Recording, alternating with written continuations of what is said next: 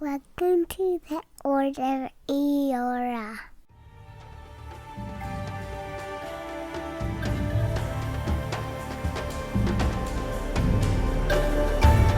Welcome to the World of Eora, a news and lore podcast about Pillars of Eternity and Avowed. I'm your host, Eric, aka Gingerino. Thank you so much for joining me as we dive into the history, lore, and game mechanics for the worlds that Obsidian has created for us.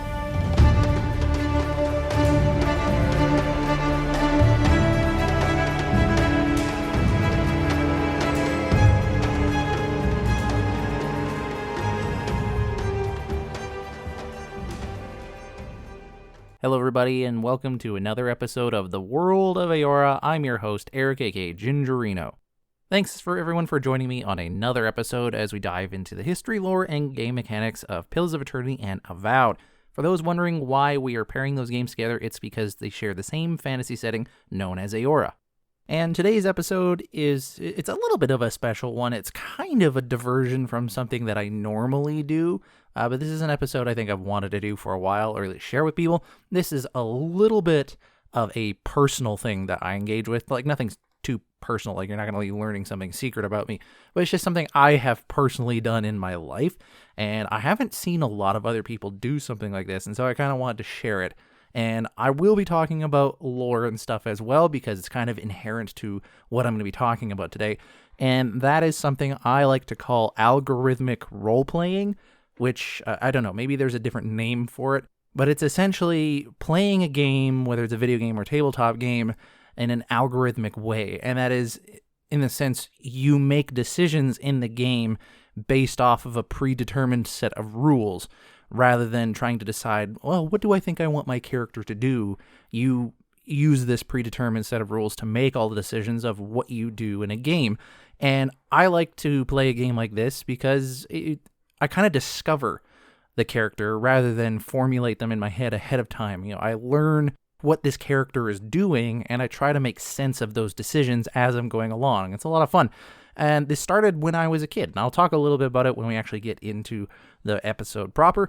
But yeah, I just wanted to share that, and we're going to dive into that right away. As far as news goes, though, with Pillars of Eternity or Avowed, Pillars of Eternity, I think they have opened up to the public a turn-based mode option. I think it was in beta testing for a while. There's like a public beta, but it should be released by now, or releasing, depending on when I actually put this episode out.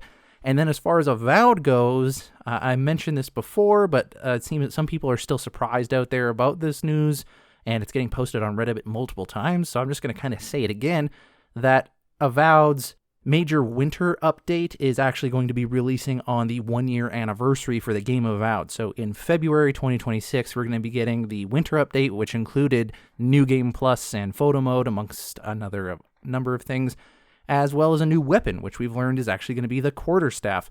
And I'm really interested in thinking about how is the quarterstaff going to be utilized in the game, and what kind of build do I want to make, because with a brand new weapon and all that, and maybe some new achievements, who knows, and a New Game Plus mode, I'm thinking I'm just going to start a brand new game in New Game Plus and build the character around that weapon and any of the other new things that the game has brought in as well, including some of the more recent unique weapons and armor that they've also included. So I'm looking forward to that. I was kind of hoping to get into it by now, but I can wait until February, and yeah, that'll be that.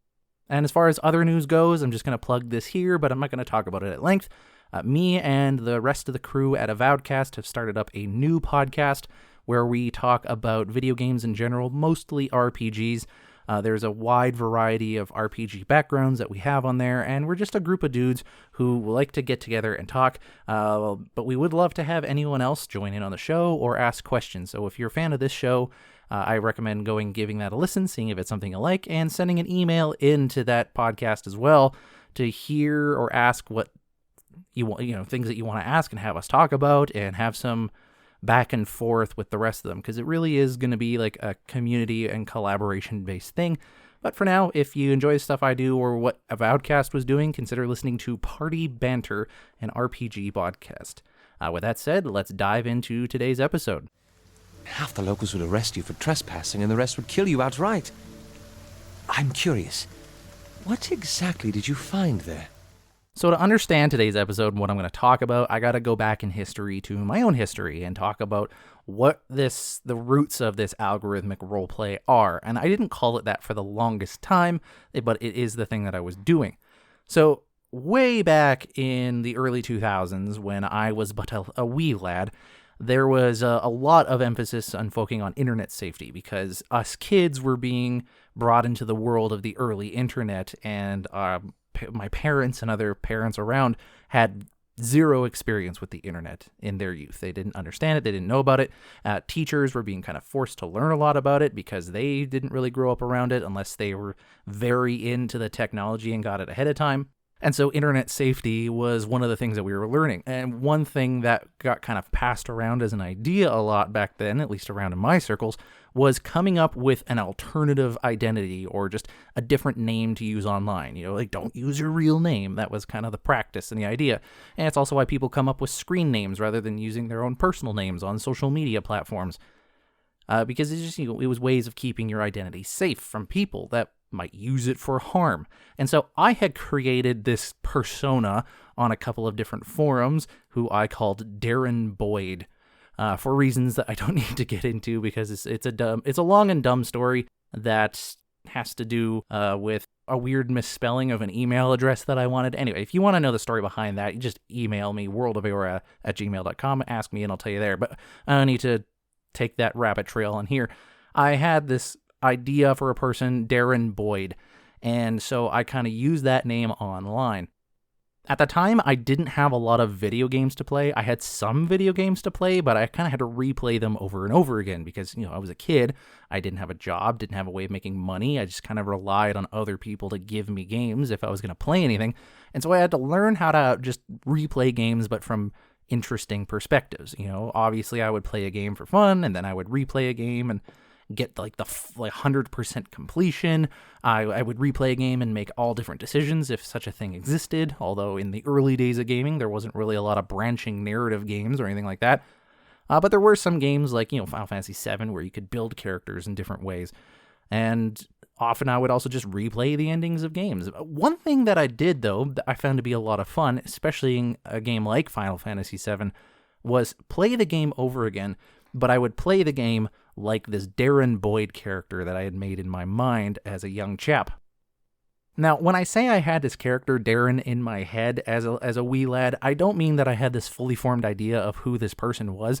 All I had was actually a set of rules for the decisions this person would make, and I always thought it was fun to see what kind of dumb situations that this theoretical character would get into.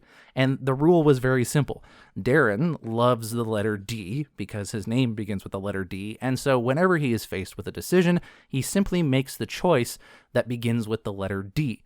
So if he has an arbitrary decision to go up or down somewhere, he will choose to go down because that's just the letter D versus the letter U. It's closer to the letter D. If he has a choice between eating seafood or pasta, he will choose pasta because P comes before S and is closer to the letter D. That was the whole algorithm. That was it. It is a very basic, very simple rule. And I introduced this into my video game playing. I started creating characters where the selection and options for character customization you had, I would always pick something like that. So if a hairstyle had lists of different names, then I would pick the one that was closest to that.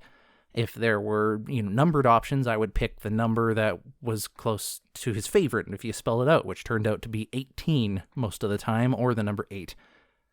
And so, this turned out to just be a fun experiment, a way for me as a kid to replay my favorite games in a fresh new way to fill up my time, because, like I said, I couldn't afford to get any games, and I didn't have a lot of family that were, very sympathetic towards gaming as a hobby, and so it's not that they didn't provide me with any, but it was just very far and few between. And so this was just a fun way that I played.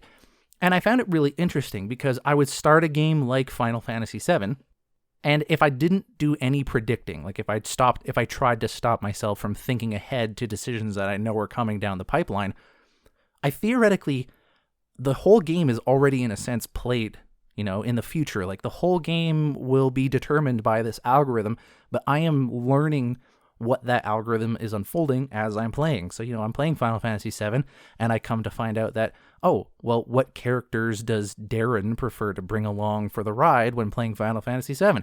Turns out he likes Cid and Kate Sith. Okay, so now I'm doing a playthrough where those are my two main focus. And like how I build each of the characters also matter, and their defensive positions and their offensive positions, what kind of materia I would use, and whatnot. And as games started to evolve, where you could actually start making decisions in the narrative, where you could make choices at the end of a game of do you want X or Z or Y to happen, I would make those decisions based off this algorithm. And as games got increasingly complex, especially in the RPG category, I was able to have these like wildly different role plays and characters and playthroughs in games that differed from like the game that I would normally play. I remember Fallout 3 was a really big experiment with this, of what kind of character I was, what skills I would have, what weapons I preferred, what armor I preferred, what companion I had with me, what faction I would align with.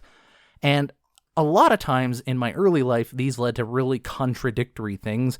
Like I would pick heavy armor in a game as the thing I would specialize in, but then the favorite armor that he would pick was a light armor piece. And so these kind of moments would contradict each other, and I would pick the hardest difficulty in the game if that hardest difficulty followed that algorithm, so it was really difficult to play through some of those games. So I refined this algorithm as I grew up to kind of make cohesive sense, and that's where we are now. So thanks for listening to this point, where I play a game through with this algorithm, but I try to keep the decisions cohesive with previous decisions. And I'm going to explain what I mean by that by diving into Pillars of Eternity and Avowed. If you find your trail has run cold, come to me with whatever you have. There is much I may be able to do for you. So starting off with the game of Pillars of Eternity, which has got very clear and distinct rules and decisions to make, especially in character creation, I came up with Darren, an interesting character. This character is female rather than male. They are a dwarf rather than any of the other races, particularly a mountain dwarf. And they were a druid class-based character. They preferred dexterity and constitution and intelligence over might, perception, and resolve in terms of the different attributes that you can pick from. And they hailed from the Deadfire Archipelago with I believe a drifter-based background, if I'm remembering correctly. And this character these first decisions I tried to make cohesive, so I tried to make a story in my head. So you have a female mountain dwarf. Now, male versus female in the World of Eora isn't really a huge decision. That was just one of the decisions that we made. But the racial choices do matter, especially when you start to consider where you came from. A mountain dwarf is one of the... Oh, sorry, it wouldn't be mountain dwarf. It would be boreal dwarf. Apologies.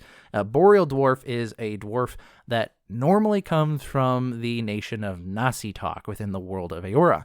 But later on in the character creation process, I selected my culture as Deadfire Archipelago. So right now, even in character creation, I, as the person who's doing this algorithmic roleplay, I'm thinking, why is this person from Nasitok, ancestrally, but they find themselves in the Deadfire Archipelago? And I don't come up with a determined answer, because decisions that I make later in the game might contradict whatever decisions I make in my own head, which defeats the purpose of the algorithm. But, I start coming up with ideas of okay, well, maybe they lived in Nasitok, but then they migrated to the Deadfire Archipelago, or maybe their parents or some ancestor moved to the Deadfire Archipelago, because those locations within the World of Eora are actually fairly close to one another. So there's a reason that could happen. And then when I ended up selecting the background of Drifter, where this person kind of just goes from place to place, that kind of also makes sense, that perhaps there was some reason that their parents or themselves left Nasitok to go into the Deadfire Archipelago, and they just kind of floated from island to island, went from place to place, almost mimicking the Huana tribes that lived in the Deadfire Archipelago in their nomadic lifestyle, but taking it to a grander kind of thing, if you will. And then the question of druidity. Why did this person, Darren, as I named them, move into a druid-based class? What was it about connecting with nature that really gave them that sense of identity, and that they were able to kind of build themselves up, and that ability scheme, if you will. And I think that having a background, maybe growing up a little bit in Nasitok, perhaps gave them that, because this was tribes of hunters and gatherers on this one continental island, if you will, that would have had a deep connection with nature. And so I'm starting to think, well, maybe this person did in fact actually live on their ancestral island home, and then they left for the Deadfire Archipelago for whatever reason. Maybe they just had a wanderlust or a sojourner kind of attitude, and that's why they became a drifter of sorts. They weren't interested in being a hunter or a ranger or anything like that, but they had a deep connection with nature, and it brought them outside of their ancestral home. And like, I'm not making these decisions hardline. This is the canon of it. I'm just kind of formulating these ideas in my head as I go along. As I play the game, I start making more decisions, like what abilities do I choose when I hit level up? What kind of weapons do I pick and choose if I'm using weapons? And then, again, coming up with this story in my head for like, why do they prefer these weapons over these other weapons? If this character is using a lot of ranged weapons, which I don't think they did, I can't remember exactly, I'm thinking, okay, well, maybe they're cautious. They like to stay a little bit away from the action. Or if they were choosing melee weapons, I'd think the opposite.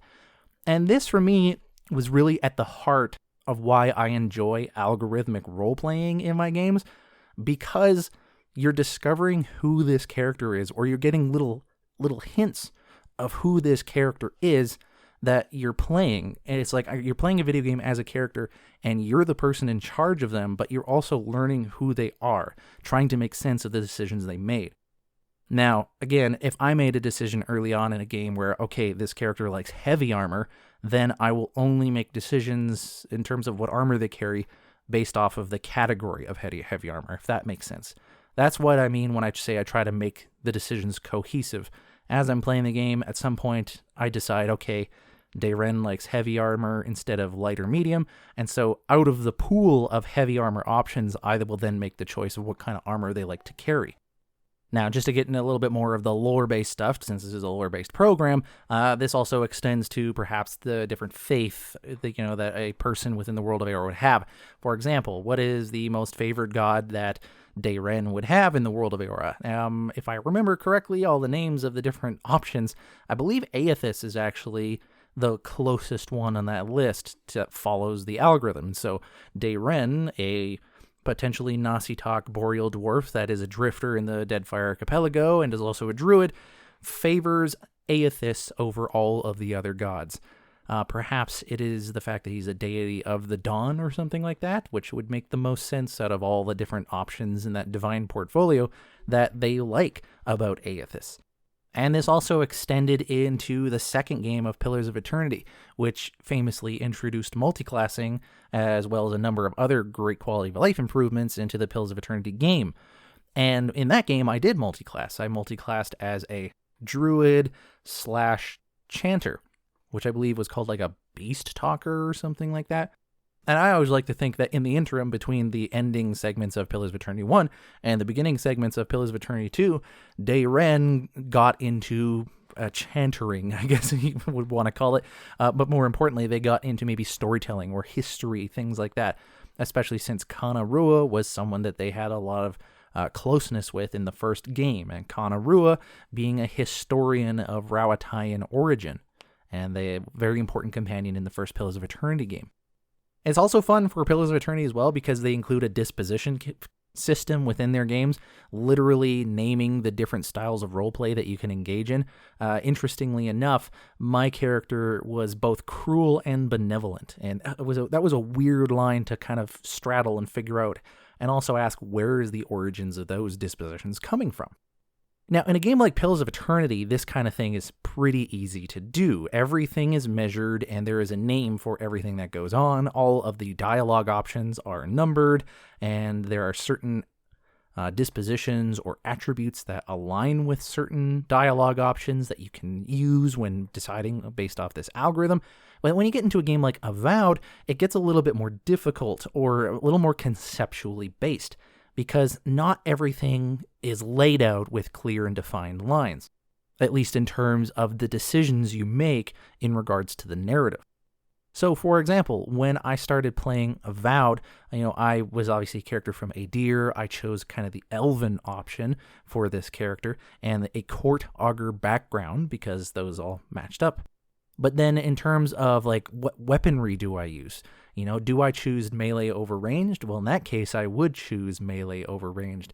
And also, which deity do I focus on out of the 4 main ones that they introduce to you? You have Woodica, Galawain, Wall, and Skane, right? And out of all of those, Galawain kind of makes the most sense. But Galawain's also the last god that you get the totems for in Avowed. So what's going on in the story there that this character started off as like maybe a Woodican and then moved into Skanite theology and then finally into Galawain theology? What was going on in the background there? Why were they a court augur? What kind of effect did that have? As well, in a game like Avowed, which is a first-person open-world 3-dimensional game, how do you handle exploration, right? Like, do I always go with a compass or do I go with the orientation of the character from where they're looking? Do I always turn left or do I always try to go east? And these kind of decisions can kind of be a little difficult. You kind of just have to go with the punches when you're doing this for fun. But it's still really interesting to see where you end up. And it's interesting to see kind of what factions you align with. For instance, the 3 major factions of Avowed, you have the Steel Garrote, the Aediran Empire, and then you have the citizens of the Living Land themselves. And I justified that the Aediran Empire would be what this character aligns with the most. And so you start to dive into some of the Aediran lore within this world. Like, what is the Empire of Aedir? What are their values and their vices? What do they believe is good and what do they believe is bad? And, how does that affect the roleplay? Especially when you start to consider, and I would do this because I get really into it, the Aediran Empire is a heavily Woodican-based society. But Woodica, if you're going off of all the kind of the algorithm of this character, Woodica would be the least favorite or the least favored of the deities by this Dayren character that I've created. And so how are they living as a person in society, especially as a court augur, but they're really not a big fan of Woodica? Are they just kind of begrudgingly accepting of the fact that the Woodican theology is the way to go, even though they really don't believe in it? And how does that affect their roleplay? And if they do come to, subscribe to, say, Galawainian theology by the end of the game, why do they still choose to align with Aedir? Is it because they really truly believe that that is the best thing for the Living Lands? And the more and more you start to get into this algorithmic roleplay, the more questions you start to ask about the world that's around you. And I have felt that really helps me get into the lore of the world. When I ask, why is my character an Aethasian in the first Pillars of Eternity games, I really start to dive into who this Aethys character is as a divine being. What do they represent and what do they mean in the world? When I think of my character as a druid, I ask myself, what is a druid within this world? What at a fundamental level makes them different from other people? And it's that connection with nature. It's that bond that they have. And you can also learn a lot about these characters and the world when you go with the opposites. What's the least favored deity? What would have been the option for class that is the least favored by this person? There's a lot of things you can learn about the world. And even in this one episode alone, I've touched on a variety of different topics about the world of Eora, from the gods that help form and shape this world to different religions, and what kind of classes of character there are in terms of like literally character class, like druids versus fighters, etc., and the stories that they tell within this world. And I've really enjoyed this. I've been doing this literally my whole life. When I play tabletop games or video games, if I do a replay of a game, I almost will certainly do this particular game style. And that actually has come up when I've been playing the Outer Worlds. I just finished my first major playthrough of the Outer Worlds, and I've recently started my second playthrough as this character. And so I picked the brawny and brilliant trait, and I also have the dumb negative trait, which has been hilarious, by the way. And I pick my weapons and my factions this way, and it's been very fun. So I know this hasn't been like a super lore-heavy episode, but it's definitely an episode that I've wanted to do because this is something I've wanted to talk to people about, even if some people think it's kind of dumb. I also think that it's interesting to try to connect this to the world of Eora at large. Especially in Pillars of Eternity 2, I'm thinking of this one instance where I would have been a fan of the Children of the Dawnstars, which were a faction in the game of Pillars of Eternity 2, but of all the companions that my character had, their least favorite would have been Jodi, because, X, obviously. So but the algorithm determines that that is a fact of this character. So it's interesting to see that this Dayren person likes the Children of the Dawnstars, which is a sect or a cult of Aethys, and that is a formal religion or faith that Darren really follows. But they are also really not a fan of this particular person. What kind of interesting tensions does that create in the relationship? And how do I reflect that in the gameplay that's also consistent with the algorithm? Because you make choices in the game that will help or hinder the relationships you form with these companions. And what quests does your character prioritize? And why is that a priority over this other quest? Why does it matter to Darren that they want to do this or that when you're choosing quests within the game's journal? And it's been very fun to do that. And I'm starting to build up a tabletop game set in the world of Eora. And I've been using this rule a lot whenever I'm kind of stuck on a decision, and it helps, work the creative juices. If you're working in a setting, I'm going to work in the Deerwood, which is the first setting of the Pillars games, right? Pillars Eternity 1 was set in the Deerwood. If I'm creating, antagonist character, I'll flip the algorithm backwards, which is fun because then you get a wild Orlin as the main antagonist. And you start to dive into the lore of what is a wild Orlin in this world, especially from the perspective of being in the Deerwood. The Deerwood being a colony that a deer set up here, and then that colony eventually fought a war against a deer and got their own independence. And wild Orlins are pretty common in the Deerwood, but usually associated with the Glonfathan tribes that exist in the forest and the wood of that area. And there's a long-standing tension between the Glonfathan tribes and the Deerwooden colonists, even though they are trying to work on a peace together. There's still a lot of bloodshed in the history between those two groups. And so that's my algorithmic roleplay story. Again, sorry this wasn't super heavy on the lore, but this is an episode that I've wanted to do, and I thank everyone for listening. We're going to close out the episode now, and I'll start maybe working on ideas for what next week's episode is going to be. Is an oath worth the weight of a crown? If you've enjoyed today's episode or really didn't enjoy today's episode, please let me know. worldofeora@gmail.com. That feedback and data comes back to me, and I'll know exactly what to do with it, on what kind of content to make for you in the future. If you strictly don't want this kind of thing existing, let me know. Or if you want more of it, let me know. And I love having conversation about games in the first place, so that kind of discussion and discourse is always welcome. worldofeora@gmail.com. As well, if you want to, you can follow this show on Twitter @worldofeora. I usually only post updates when things are out or if there's any significant news, but sometimes I put an occasional thing on there as well. But it is definitely where I will make the most announcements if I have to do it when I'm not recording something. Lastly, if you want to support the show, you can do so in a couple of ways. One is you can go to ko-fi.com/worldofeora to support the show directly.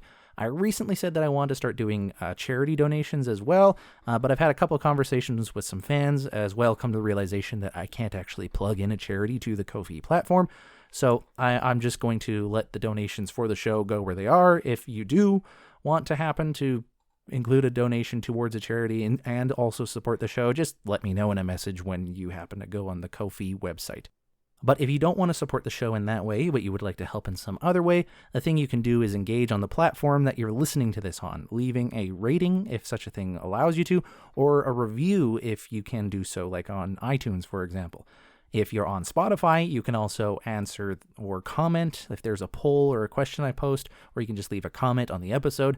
I love responding and seeing those. Every time I upload an episode, I get alerts for that kind of thing, and so I'm always happy to see that. And it also tells the platform that you're engaged and will therefore recommend it to people listen to similar podcasts like you listen to. And that's definitely one way to help. Lastly, as a personal favor, if you've enjoyed my content, especially for any period of time, I'd again like to just plug in the Party Banter and RPG podcast show.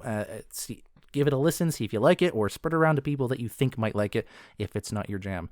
We're trying to get this thing going where we can get a lot of engagement from the community. At least that's our hope.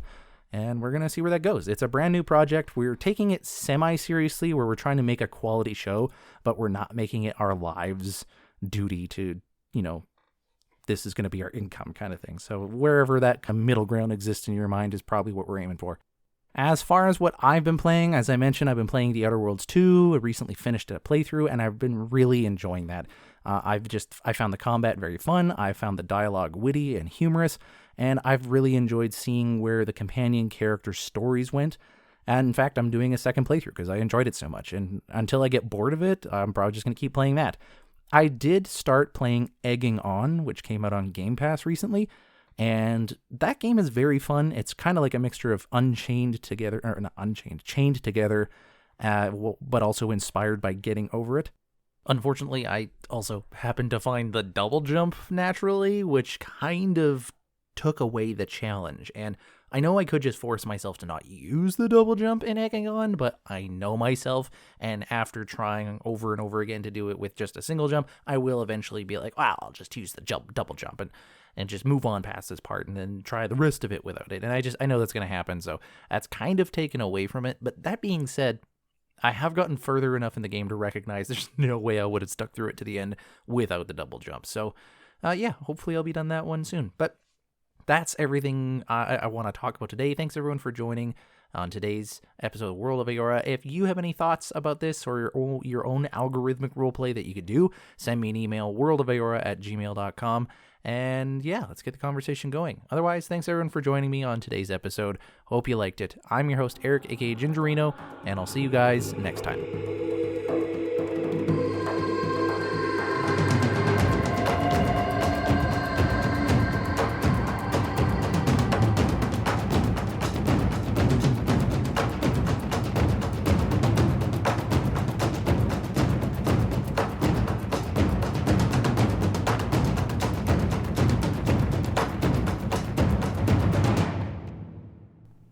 Carrot.